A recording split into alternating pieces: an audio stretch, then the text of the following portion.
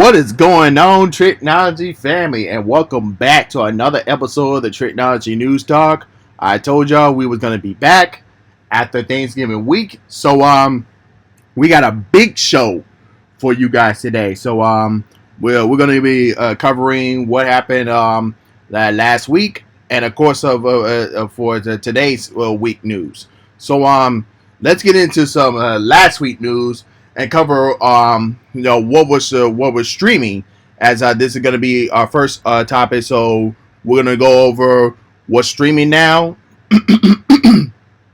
our mainstream topics.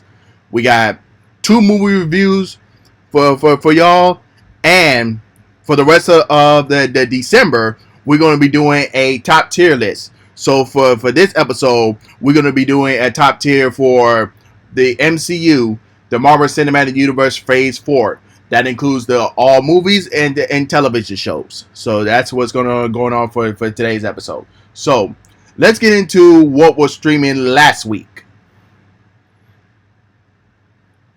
We had the Pitch Perfect Bummer in Berlin. That was streaming on Peacock. We got Wednesday. That is the Addams Family spin-off series. Loving that show. If you have not watched that yet, you guys gotta go check it out. And then of course you got the final project from the MCU Phase 4, which is the Guardians of the Galaxy Holiday Special. That's on Disney Plus. Then you got a Christmas special called the Hip Hop Nutcracker. That's on Disney Plus. And then you got Planet Sex with Carla Da Vinci on Hulu. So that's what was streaming last week. So let's get into what was streaming this week. So you got Netflix original film Trolls. That's on Netflix. You got Diary of a Wimpy Kid, Robert Rules on Disney Plus. That's a new original movie. We got Pit-17. I don't know if it's called Around the World for the Holidays. So that's a original special, and that's on the Disney Plus. You got another reincarnation of Scrooge, A Christmas Carol, that's on Netflix. Then you got Sir, which is the documentary that follows Robert Downey Jr.'s late father, and who was a pioneer, the filmmaker. So that's on Netflix. Then you got his Dark Materials, a series that's on HBO Max. You got Willow, and that's the spin-off to the original movie, which is now a series, and that's on Disney Plus. And then you got Gossip Girl Season 2 on HBO Max. So that's what was streaming this week. So with that out of the way, let's get into our mainstream news. Ryan Gosling is up for an MCU Thunderbolts villain role, reported. So this is going to be interesting. So let's see what the director has to say. Daniel Richardson shared on his Patreon account that Marvel Studios is eyeing Ryan Gosling to play a major villain in the Marvel Cinematic Universe. The role calls for a lead male between the ages of 30 and ages 50, describing him as a confidential and powerful villain, and comparing him to an evil Superman. The rumors points to Marvel being an interest in a Gosling or Alison Skarsgård to play the role in 2024's Thunderbolts. All signs point to the character being a powerful Marvel entity, Serenity. So, I like the name of the character because The way that the Thunderbolts is, I see it as Marvel's version of Suicide Squad. So you know they definitely gonna need a powerful villain to to go against the Thunderbolts. So but as far as Ryan Gosling playing the role, I don't know too much about that particular Marvel character. I have to look about it to see how it is. But it's gonna be very interesting. I don't know if they're gonna choose him or they're gonna choose Alexander Skarsgård. I don't know what they're gonna do, but it looks very interesting. So hopefully we get some more news later on this year in 2023 and see what they're gonna do for Thunderbolts coming in 2024. Next piece of news. We finally got the information on how the late Jason David Frank died. So he died of 49, and this was Screen read about the news. So they say Power Ranger star Jason David Frank has passed away at the age of 49. The star was best known for playing the Green Ranger as Tommy Oliver in the Power Rangers franchise. However, he also held roles in projects like the Transformer Titans Return, We Bears, and Family Matters. MMA fighter Mike Baranza announced that his friend Frank died of suicide. In his loving note, he expresses his condolences to the family of the Power Rangers star, saying that he was a good friend to me and I will miss him. I'm like, dang, that's crazy. Like suicide, oh my goodness, man. But like, wow, that was just crazy. And we just talked about him on the last episode before we went on break. So yeah, we definitely gonna miss you, man. You know, he was a Green Ranger, he was a White Ranger or Silver Ranger, what you call it, and also a Red Ranger. So it's definitely more for time up in heaven, bro. We definitely gonna miss you. Next news: Bob Iger returned to lead Disney as Bob Chapek is fired. I know a lot of people are happy about that, so let's see if we're going to get some new changes in the Walt Disney Company. So, this is what the Hollywood Reporter has reported. In its sternly eternal news, the Walt Disney Company said that Bob Chapek will step down as CEO. With Bob Iger returned to lead the company, while Iger will be returning to his old role, the board also made it clear that his new term will be a temporary one.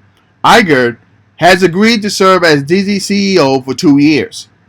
With a mandate for the board to set the strategy direction for renewing growth to work closely with the board in developing a successor to lead the company at a complete of his term, the board says. Now, there's a lot of questions to be asked. With Iger returning to the role as CEO, how much can he fix, or what can he do to make the company better than what Bob Chapek did when he was on the role as CEO? Like, is it a little too late, or can we fit some stuff? Because I know a lot of fans were complaining about the way that Bob Chapek was running the company. So let's see what Bob Iger could do. And yeah, it's gonna be very interesting how Disney's gonna do within the next couple of years. They say it's not a long term for Bob Iger to be a CEO. I don't know how long he's gonna be there, and I don't know who's gonna be the new CEO after him when he steps down again. So we'll just have to wait and see. CW was losing twice as much money as they were making. Wow. Let's see what the Hollywood Reporter has to say.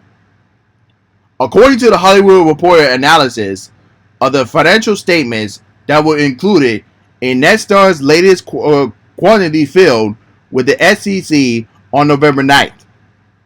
The CW has revenue about $100 million per quarter in 2021 and 2022 for an annual run rate of $370 million to $405 million.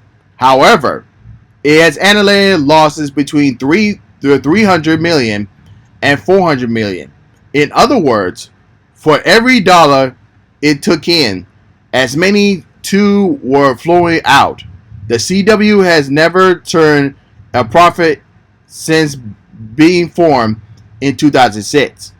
The largest source of expenses for the CW was for programming and is acquiring that programming for Warner Brothers and Paramount, making it economical for joint owners.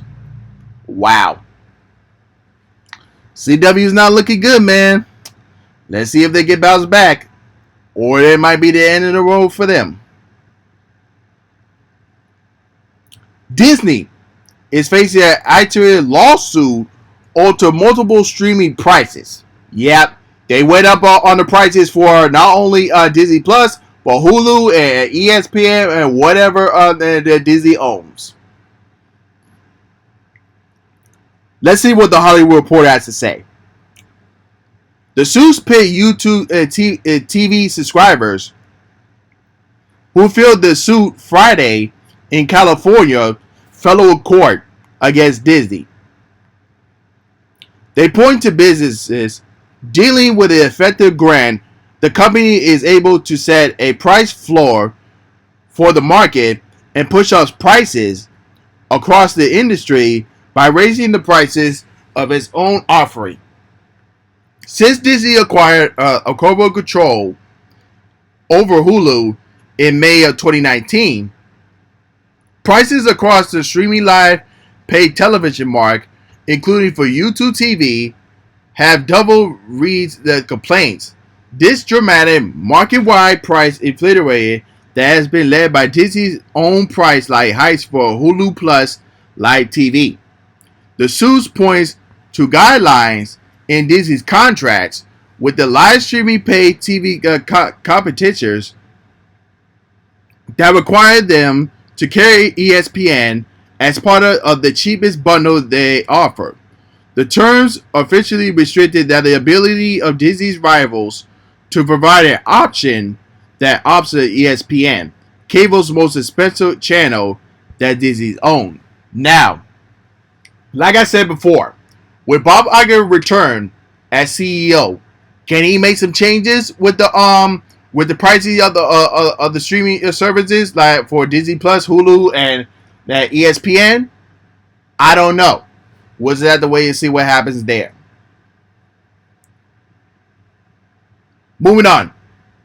Avatar 2 box office potential gets much higher with the China release announced. And this is what Deadline has to say. China has given a theatrical release to James Cameron's Avatar: The Way of Water. This is a big deal, given the fact that China's sidelined during the pandemic most Hollywood blockbuster films, especially Disney Marvel movies. However, the first Avatar was a big grosser in China, earning more than $260 million between all its releases, or 9% of the pit's $2.9 billion lifetime queue.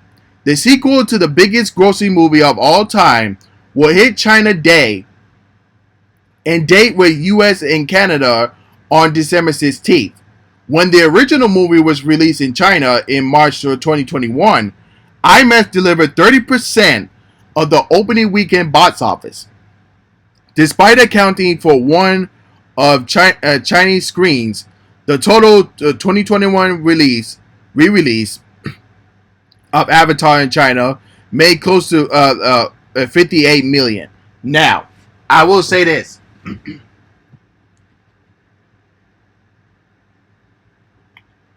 Say a sip of drink here.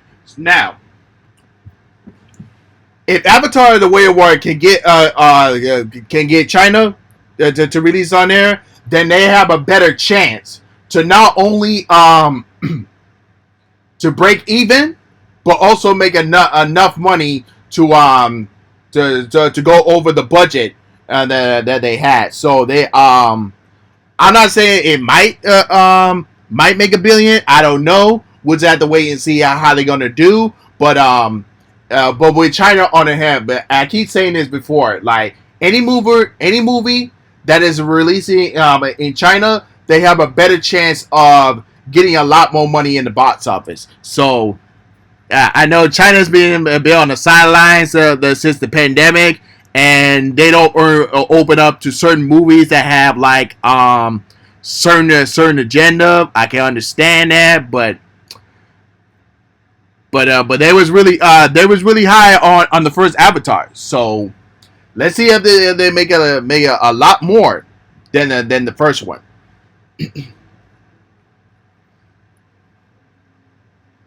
Sticking with Avatar again, like I mentioned before, James Cameron says Avatar 2 needs to make $2 billion to break even. So they got to make $2 billion again. So let's see what Variety has to say. How expensive is Avatar 2? The early reports have claimed that the production budget alone was in the $250 million range, but director James Cameron isn't willing to give a hard number just yet.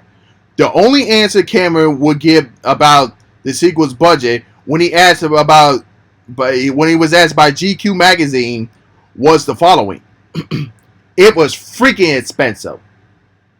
Cameron apparently told Disney and 20th Century Studios executives that his sequel budget was so high it represented the worst business case in movie industry.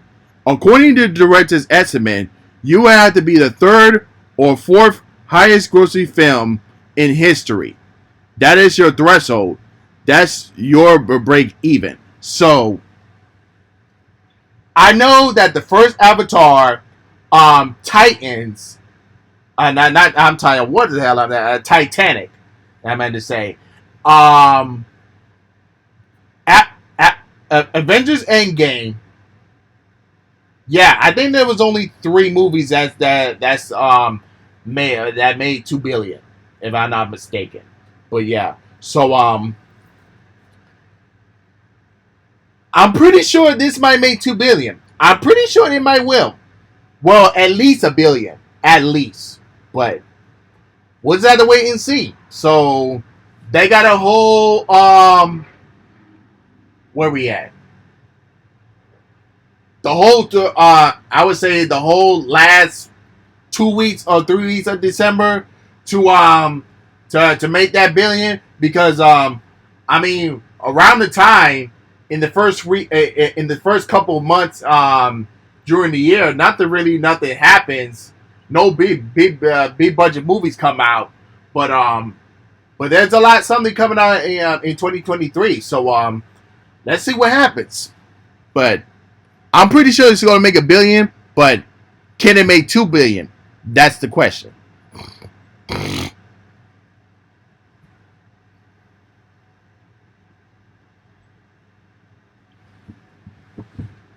Moving on.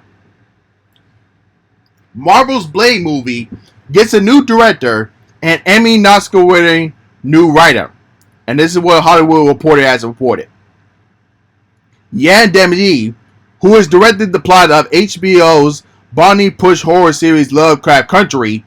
I wish they could have made that series. I don't know why they canceled it. But anyway, has come aboard to helm the vampire action thriller that it still has Mahershala Ali attached to star.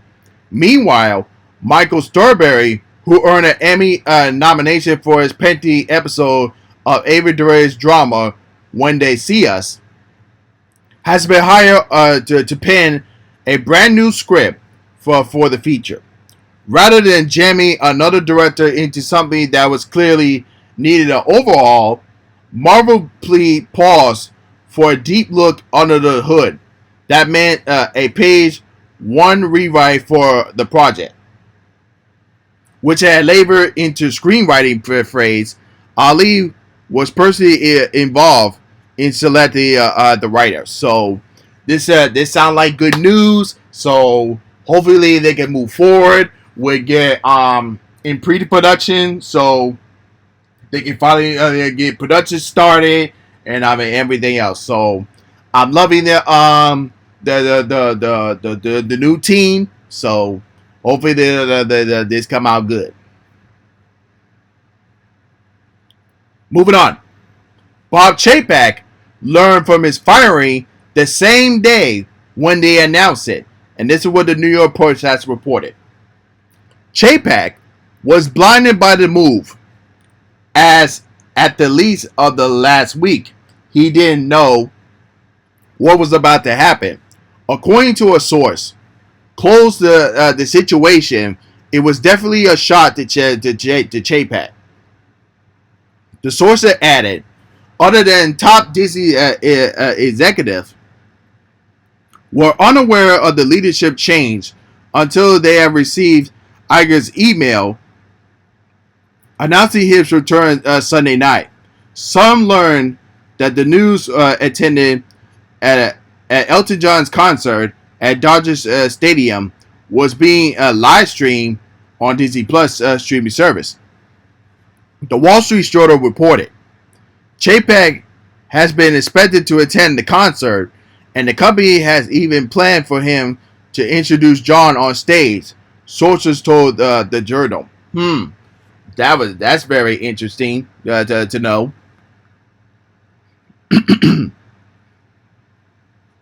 Moving on.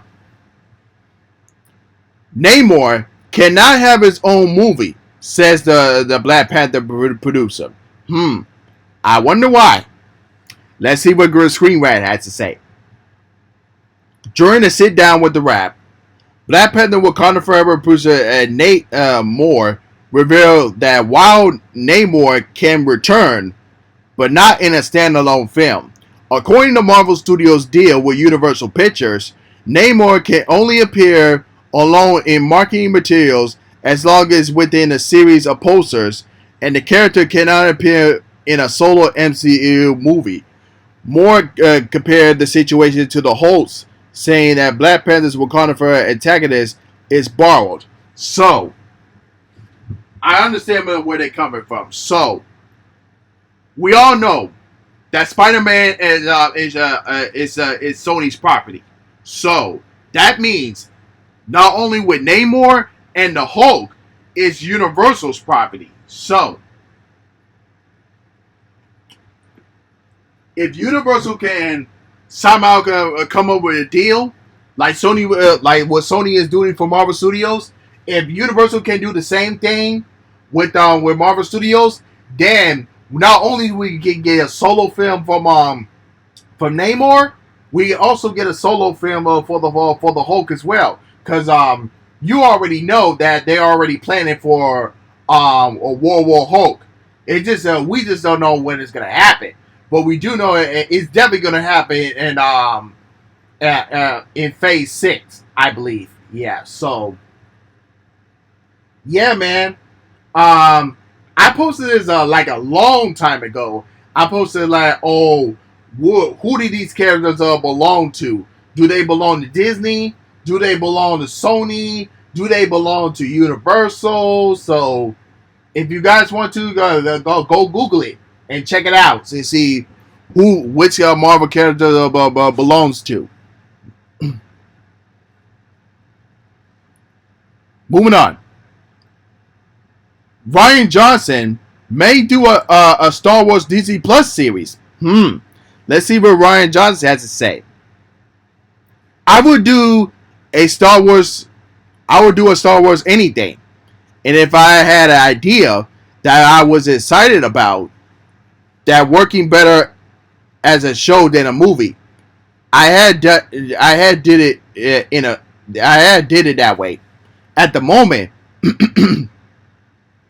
in between making the next Benoit Blanc movie and thinking about a poker face, I keep getting together with Kathy Kennedy and had conversations. Who knows?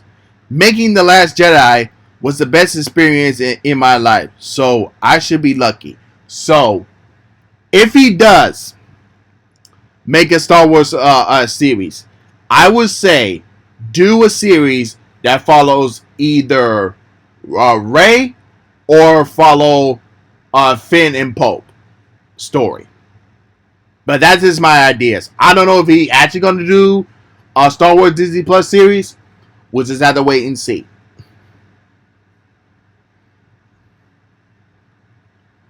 Dwayne Johnson, aka The Rock, slammed Warner Brothers for inexcusably sidelining of Henry Cavill's Superman.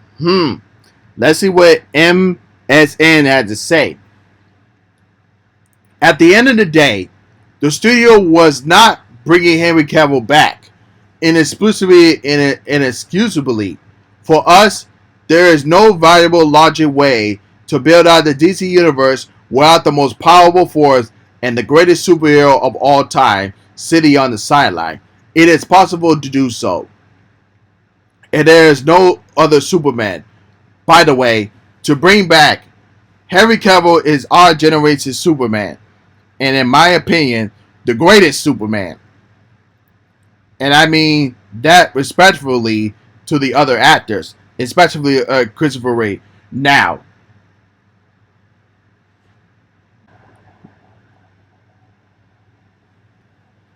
they better not pull this crap again. Now, we already see him return in the Black Adam post credit scene. So, spoiler alert, in case y'all didn't ever seen it yet. So, we got this man back. We don't need no another shenanigans again. Okay? So, we got him back. No more shenanigans. That's all I can say. If I hear any more, then DC is done. That's all I'm going to say. Moving on. Antonio Banderas wants Tom Holland to be the next Zorro. Really? I mean, him being in Uncharted was one thing. And he did good. I'll admit, he did good. Even though he was still a little kind of young, but I was okay with it. But him as Zorro? Come on now. Let's see what IndieWire has to say. Antonio Banderas is returning to his most iconic animated role as the Scotchwood Cat from the Shrek franchise, aka Puss in Boots. So how would he feel about reprising to his most famous live action role? Apparently, he's open to it. Yes, I would. I would consider that possibility. Why not? Banderas said, yeah, I think today I said something like that to somebody. They asked me about Zorro. If they call me to do Zorro, I would do what Anthony Hawkins did for me, which is pass the torch. Banderas already has one actor in mind to replace him, Tom Holland. I did Uncharted with him, and he is so energetic and fun, Banderas said. He got this spark too. Why not? Now, if it was me, I would have give that role to the actor that's playing in the upcoming DC film Blue Beetle. Yeah, I would give it to Yoel Manon, who was in the Karate Kid. Yeah, I would give it to him. I don't understand why he would give it to Tom Holland. He's British. He's not Hispanic. But that's my opinion. Let's see how far they're gonna go with this. But I still think it's a little crazy, but we'll see what happens. Moving on. Amazon to spend $1 billion on 12 theatrical movies a year. Let's see what the Hollywood Reporter had to say. Cinemas stocks got a boost Wednesday after a report that online retailer Amazon's plans to spend $1 billion a year on theatrical film releases. Bloomberg cited unnamed sources reported Amazon's plans to release 12 to 15 movies in theaters. With a push into the local multiplex getting underway in 2023, Amazon sources tell that the Hollywood Reporter that they're planning is only the beginning for a theatrical effect.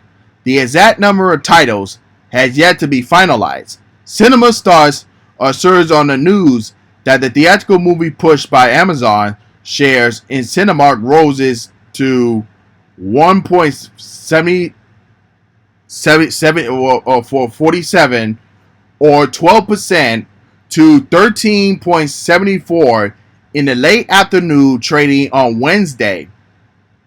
The world's largest chain, Amazon AMC Theaters, saw its start prices rises by 40 cents or just over 5% to 7.72. And shares in IMAX rose 1.4 or 7% to 15.48, while starts in Cinemaplex rose 45 cents or 4.5% to 10.38. Now, with this, if Amazon is planning to release 12 to 15 of their movies in theaters, I highly believe, I think they're gonna release the ones that has a big budget to it. So that's I think those are the ones that are gonna be released in theaters, because that's what Netflix is doing, and I can see Amazon doing the same thing for that. So at least they're getting some their theatrical releases, whether it's gonna be like, I don't know, maybe 2 weeks or 3 weeks until they release on their exact date where they're gonna be released on Prime Video. So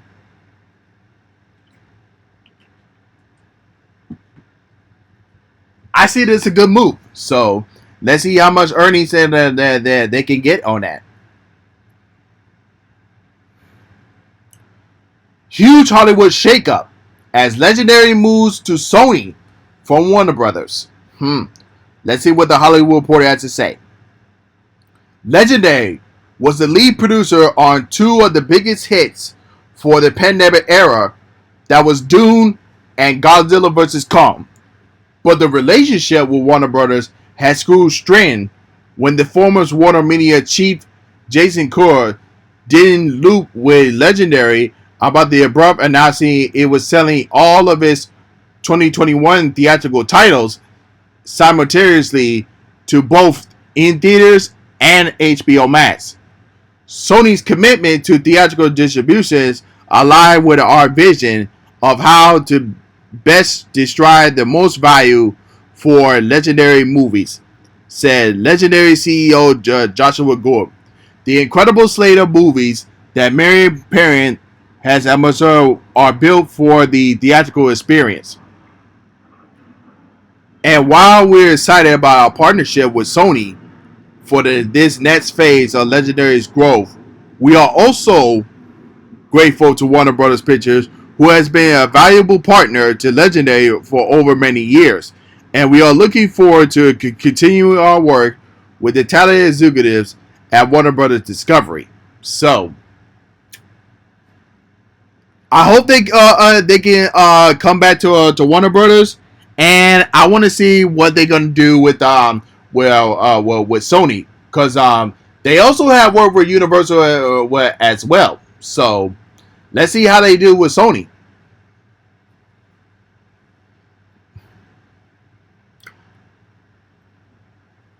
Black Panther 2 script was changed and stayed the same after Chadwick Boseman's passing. So let's see what Inverse has to say about this. The tone was going to be similar, Kluger says. The character was going to be grieving the loss of time, coming back after being gone for 5 years during the Thanos blip. As a man with so much responsibility to so many, coming back after a force of 5-year absence, that's what the film was tackling. He was grieving time he couldn't get back. Grieving was a big part of it. After Boseman died, Google worked with co-writer Josh Robin Cole to draft a new story. While the plot and protagonist changed, there were still elements of Wakanda Forever left from Coogler's original script. Namor, the submarine, played by Tacha Herrera, was always going to be the antagonist. So, man, if Chadwick Boseman would have died, we would have finally got the T'Challa versus Namor. So that would have been interesting to watch, man. But that's crazy. Moving on. The Grinch is now a killing machine in the mean one. Yep, you heard me say it, folks. This is not a parody. This is for real. Well, it is kind of a parody movie, but it is a real movie. You know what I mean. So, let's read the synopsis about this.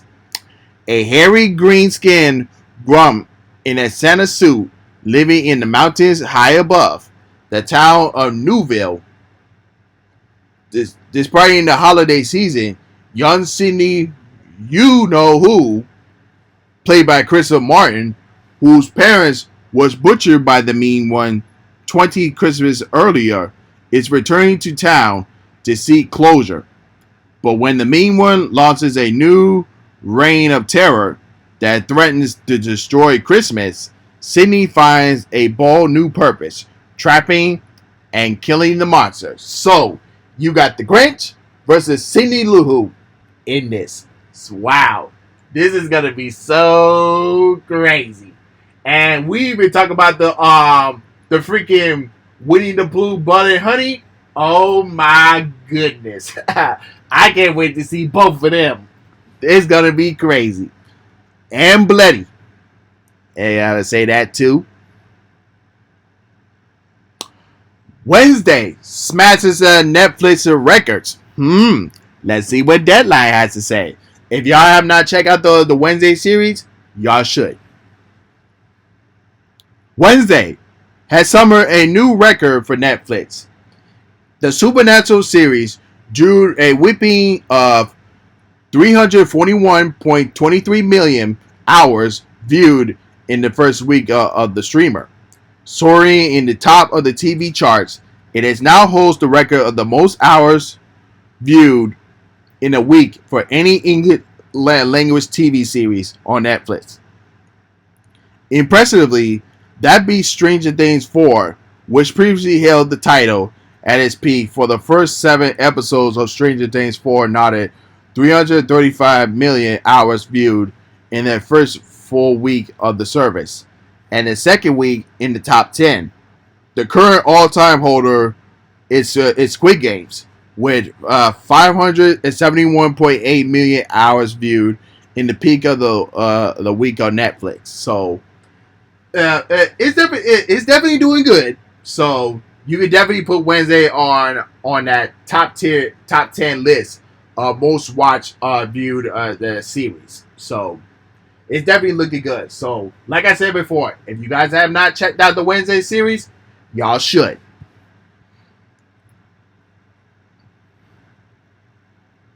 Samuel Jackson smacks back at Quentin Tarantino over Marvel movie stars' comments. So, let's see what Variety has to say. Quentin Tarantino ignited a fire debate on social media this month when he said that Marvel actors are not movie stars. In Tarantino's view, it is the character of Captain America that is the movie star and gets people into the theaters, not Chris Evans. Samuel Jackson somewhat challenged the claim during the interview on The View. It takes the actor to be those particular characters, and the signs of the movie stardom has always been what asses in seats. What are you talking about? Jackson said when asked about Tarantino's comments.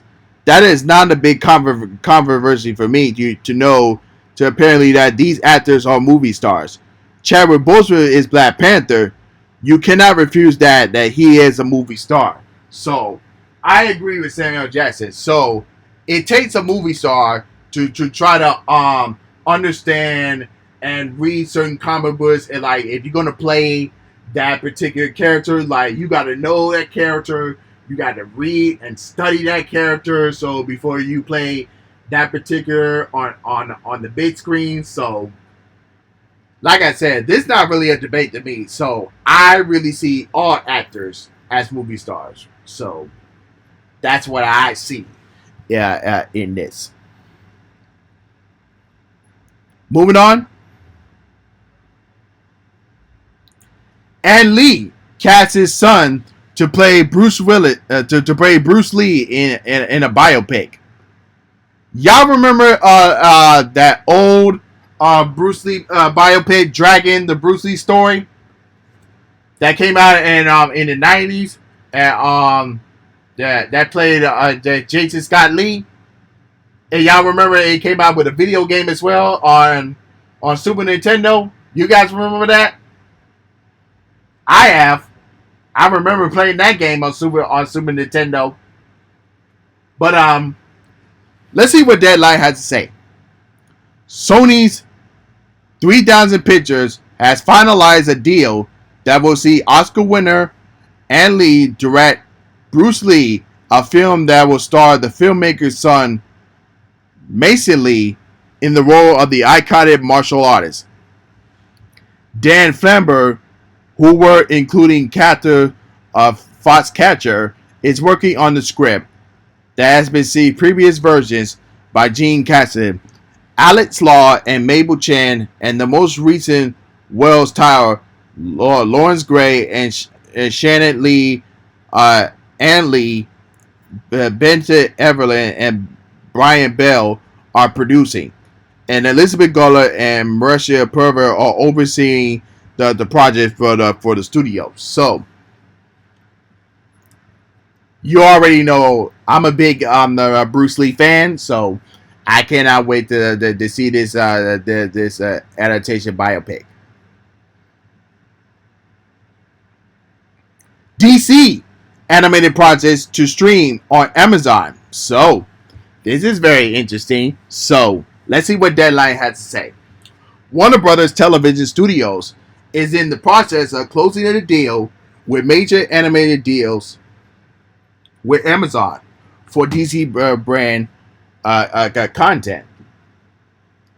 According to Channing Devine, with Amazon with animation we used to be staying in the house, but now we're going to do it in a different platform, she says.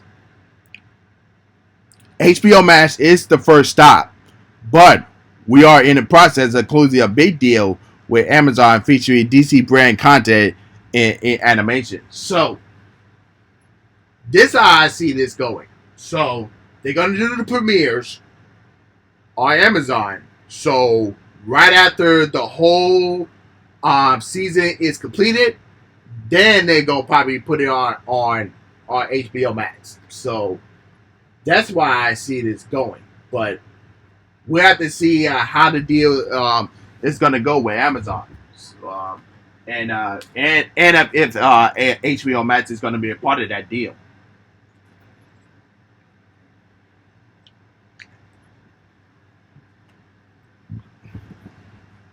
But moving on. Amazon steals Midnight Mass and Haunting of the Hill House creators from Netflix. And this is what Variety has to say. Mike Flanagan and Trevor Macy have signed a overall TV deal with Amazon under the Interactive Pictures banner. Variety has confirmed with sources Interactive was previously under the overall deal at Netflix, while the company was put out multiple hit shows in the horror genre, including both The Haunting of the Hill House, The Haunting of the Blair Mansion, as well as the Midnight Mass and the Midnight Club. Flanagan was the creator of the first three of the series and the co-creator of the fourth. Macy executive produced all of them. So, where do they go from here? Let's see. Well, what can they do with Amazon? But that's all the main street topics that we have for y'all. So, let's get into some movie review for you guys today. So, the first up that we have for y'all is Devoted, and that stars Jonathan Majors and Glenn Powell. So this was a biopic. This was about a biopic. So this follows the relationship of two naval officers, Jesse Brown and Tom Herdiger, during the Korea War. So this was definitely another war film that focused on friendship.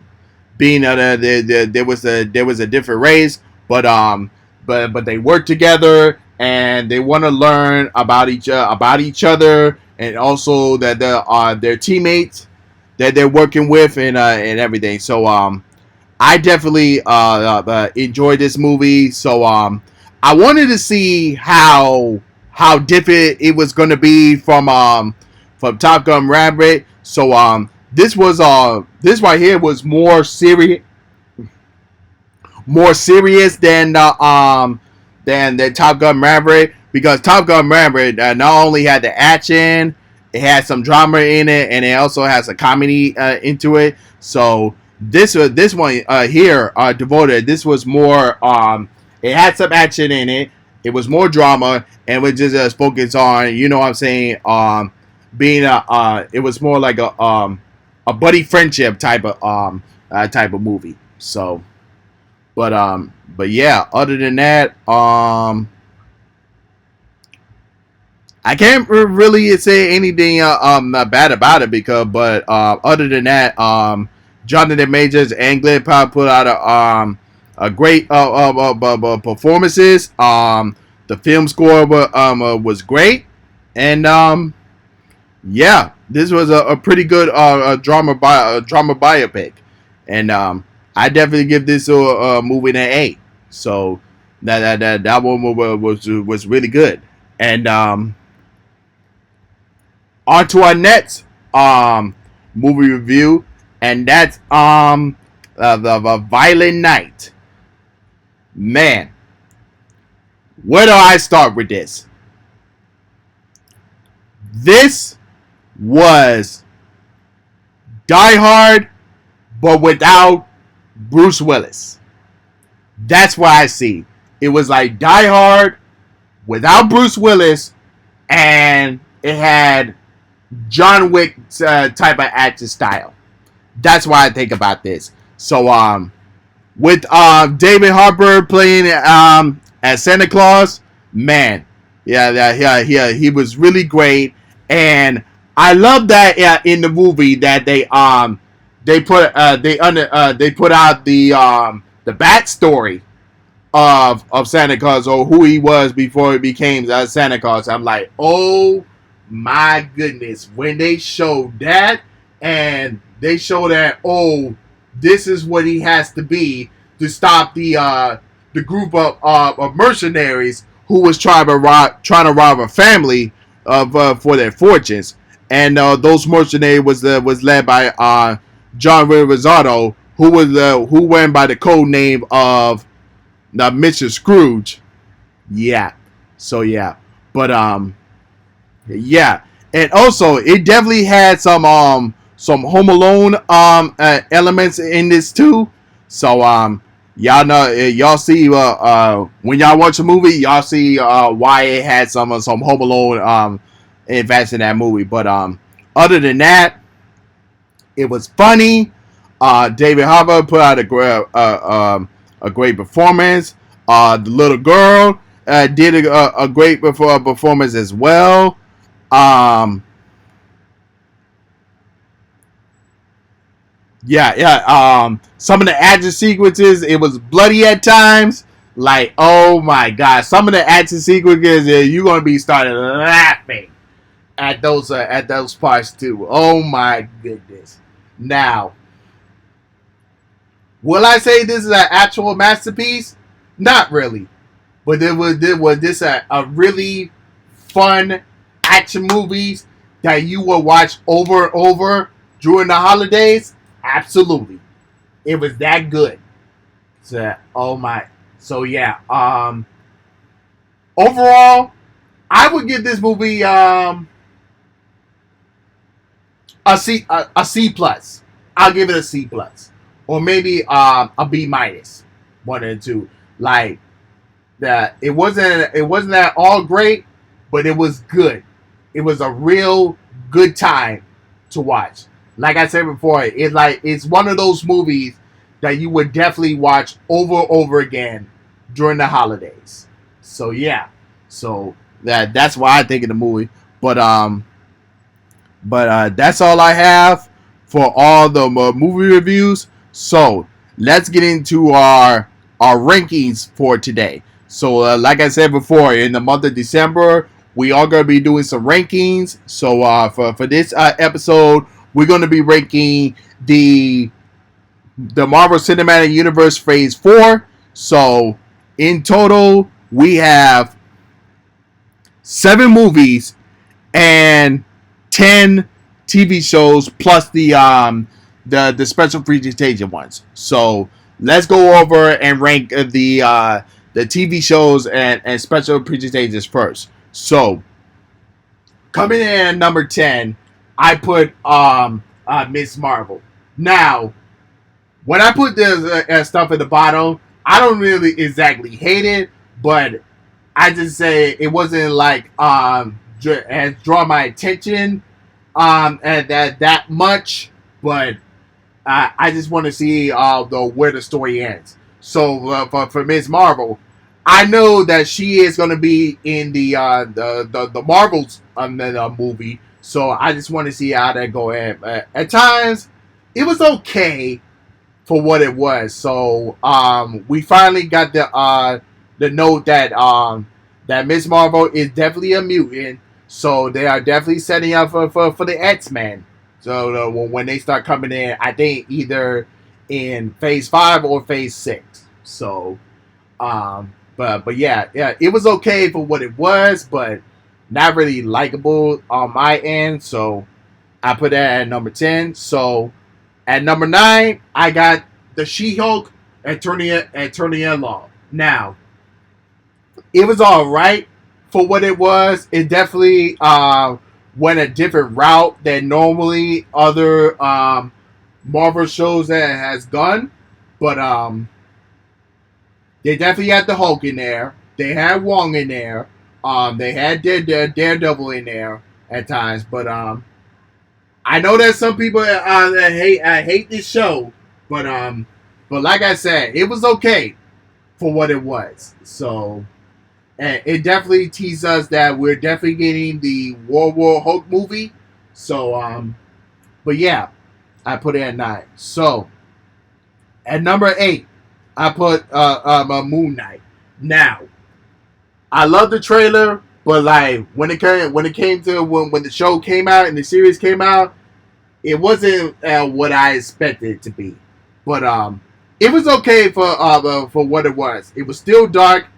At times, I love the action sequences, but hopefully when they do the Illuminatis or the Midnight Suns, hopefully he'll come out better for that. But yeah, like I said, it was okay show for what it was, but I wish it was better. But coming in at number 7 is Hawkeye. Now, this is definitely a show that you can definitely watch over and over during the holidays. So, So Clint Barton, Hawkeye, finally gets a show for himself, and we got the introduction of Kate Bishop. Who we saw in there? We saw Kingpin in there. We saw Echo in there. We saw Yonda, aka the next Black Widow in there. So you know this that I don't know if they're gonna do a Hawkeye season 2, but this definitely sets up for the Young Avengers. So when they do the Young Avengers movie, I do believe that Clark is going to be the mentor for the Young Avengers. So I said definitely see where that's going from there. So but yeah, Hawkeye. I definitely enjoy this. It is definitely one of those shows that you could definitely watch over and over during the holidays. Coming in at number 6 is What If Season 1. I definitely enjoyed this. It definitely took us different separate universes of how it's going to be. I definitely loved it, and definitely this is one of Chadwick Boseman's final projects before his passing. So I'm definitely looking forward to season 2 and see what it has to offer. And coming in at number 5 was the Werewolf by Night, the special presentation. I love this how I say it, this dark and white picture of a Werewolf by Night. So I wish this was a longer series of movie. So hopefully we can see this a character again, and hopefully he can show up in the Illuminati's or the Midnight Suns. So this definitely had that horror element to it. So I definitely enjoyed that. So that I say this is one of those special presentations or original special that you will watch during the Halloween season. So I definitely enjoyed that. Coming in at number 4 is The Falcon and the Winter Soldier. I definitely love this show. It definitely reminds me of Captain America: The Winter Soldier, which I believe is still one of the greatest MCU movies. So yeah. We now know that the Falcon is now the new Captain America, as they announced the new Captain America movie called The New World Order. So this was definitely a great show. I loved it. It filled with action. So you guys have to check out that one. So I put that at number 4.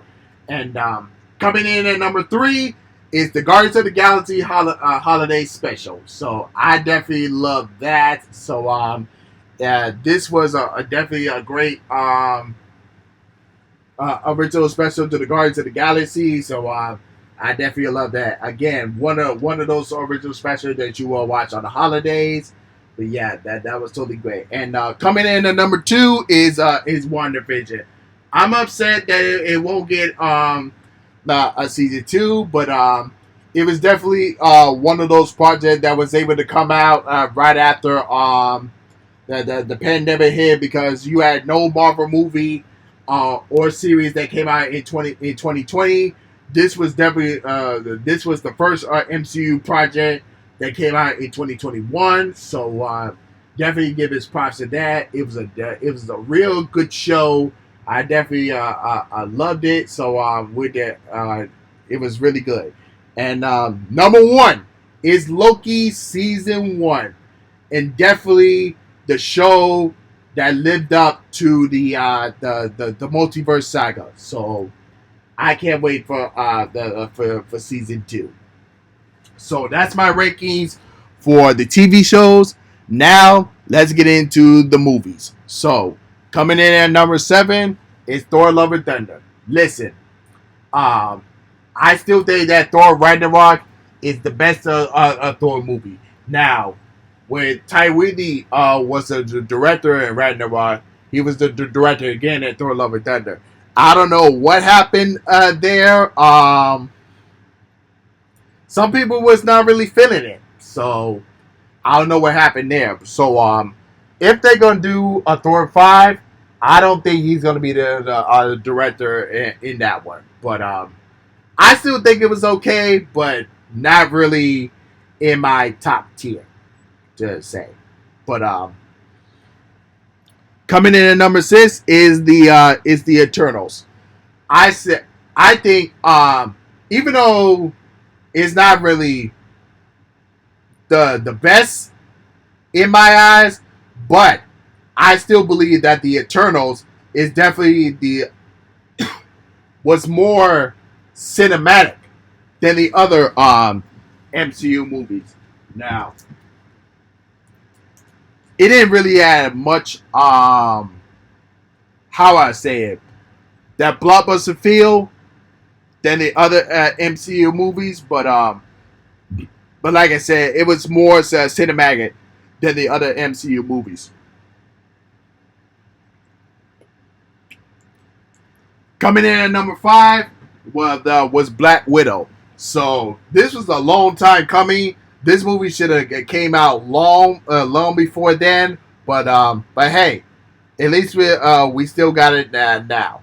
But yeah, this was definitely a good MCU movie. I definitely put it in the same ranking with well with uh, uh with the Winter Soldier of how the good of the action it was not like the best of all time, but it just had the action feel to the Captain America Winter Soldier, the Falcon Winter Soldier, and all that. But yeah, it was good for what it was as well, and it definitely set up for the new the generation of Black Widow.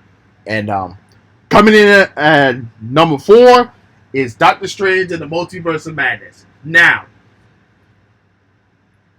it was definitely not what I expected, but it was still good at the end. It definitely follow up to its horror elements that we were expecting to. Now, we did not expect Wanda, the Scarlet Witch, to be the villain, but we kind of understand why she was doing this, and we kind of feel her pain as well. But yeah, Doctor Strange and the Multiverse of Madness was really good. I definitely enjoyed that as well. But coming in at number 3, Black Panther: Wakanda Forever. So this was definitely a solid sequel to the first Black Panther. Now, like I said, the first one is always going to be better. And I said the sequel was not going to top that. But I still say it was still a solid sequel, and I wanted to see what they was gonna do and how they was gonna move forward with Chadwick Boseman passing, but they made it through. It was really good, and I definitely enjoyed it. And coming in at number 2 was Shang-Chi and the Legend of the Ten Rings. Now, this was one of those non-sequel and original movie, MCU movie that I really enjoyed. Now, if you guys watch the first couple of minutes of the film, when they go into the first fight scene, man, it looked like Jackie Chan choreographed that first fight scene. I'm like, oh my goodness, it was really good.